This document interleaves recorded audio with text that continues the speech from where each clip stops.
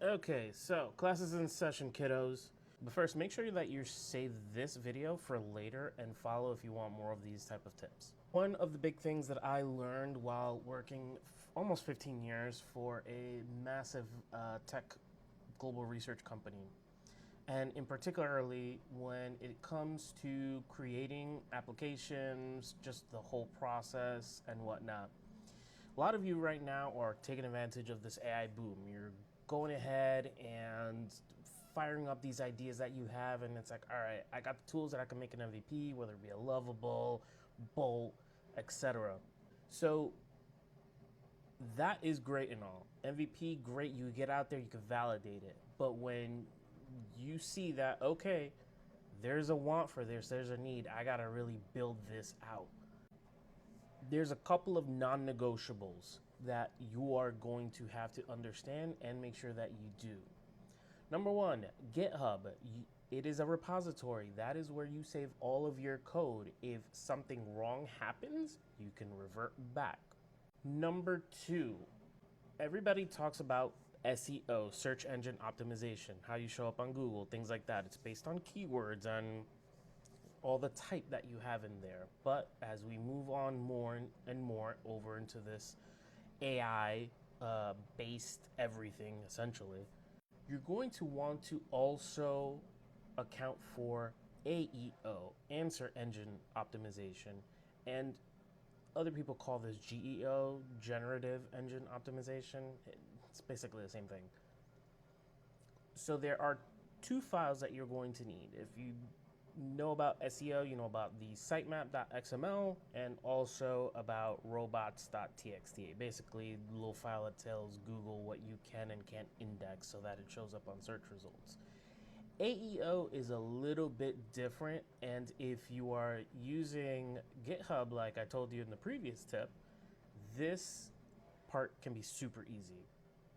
You're going to want to add two text files.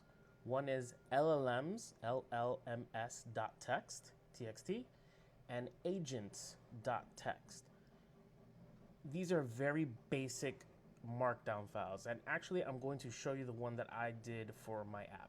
Okay, your LLMs.txt is essentially a markdown file, or at least written in markdown, that basically just explains in plain English what it does, what's supported, like all of the key basics of the app itself. And this is going to help, especially in places like ChatGPT when they're kind of suggesting all of these different types of apps. Now, let me show you the agents. Now, this is the agents.txt file, and again, essentially it's very similar, but this helps any type of agent that's out there to understand what this site is and what it does. So just really condensed, basically the same thing. You can see it's very short, but these are super, super important if you want to start showing up in these AI agent or LLM search results. You would be surprised at how well these two files will increase your visibility of website, app, services, what have you, wherever. Don't only do this for your apps. If you have your own website, do this for that as well.